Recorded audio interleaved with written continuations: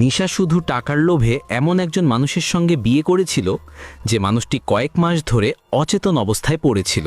তার বিশ্বাস ছিল ১০০ মিলিয়ন টাকা তার জীবন পুরো বদলে দেবে, তাই সে প্রতিদিন স্বামীর ওপর রকমারি দুষ্টুমি করত।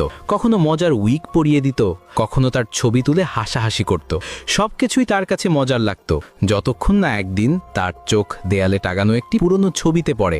ছবিতে দেখা গেল সে দাঁড়িয়ে আছে ঠিক এই অচেতন স্বামী অভিরূপের পাশে, আর অভিরূপই ছিল তার কলেজের সেই সিনিয়র যে তাকে সব সময় বিরক্ত করত। এমনকি একবার গেমে হারলে আর মুখে আঠালো নোটও লাগিয়ে দিয়েছিল। এ কথা মনে হতেই তার ভেতরে রাগ চরমে উঠল, কিন্তু টাকার কথা মনে পড়তেই সে আবার শান্ত হয়ে গেল এবং স্বামীর যত্ন নেওয়ার নাটক চালিয়ে যেতে থাকলো। একদিন অভিরূপকে স্যুপ খাওয়ানোর সময় তার শাশুড়ি সুহাসিনী দেবী দুঃখী মুখে ঘরে এসে বললেন, ডাক্তাররা প্রায় আশা ছেলে দিয়েছেন, ছেলে আর জাগবে কিনা নিশ্চিত নয়, তাই চাইলে নিশা এখনই ডিভোর্স নিতে পারে। নিশা তৎক্ষণাৎ অচেতন অভিরূপকে জড়িয়ে ধরে বলল, আমি তোমাকে সত্যিই ভালোবাসি। তার কথা শুনে শাশুড়ি এতটাই আবেগপ্রবণ হয়ে পড়লেন যে তিনি তাকে আরও একটি ব্যাংক কার্ড দিলেন, যেখানে আরও ১০০ মিলিয়ন টাকা ছিল।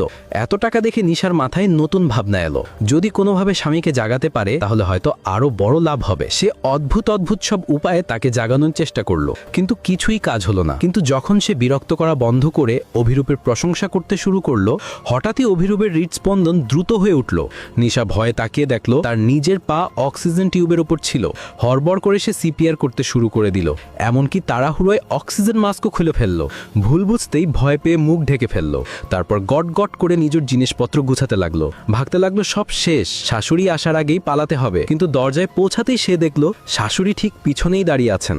নিশার মনে হলো সবই ধরা পড়ে গেছে, এবার শাস্তি আসবেই। কিন্তু সুহাসিনী দেবী শুধু শান্তভাবে বললেন, নিজেকে প্রস্তুত করো। নিশা মনে মনে ঈশ্বরকে ডাকতে লাগলো, বাঁচাও। তারপর শাশুড়ি সরে দাঁড়াতেই তার পিছনে দেখা গেল অভিরূপ দাঁড়িয়ে আছে, সম্পূর্ণ সুস্থ, সচেতন এবং আগের থেকেও বেশি হাসি খুশি।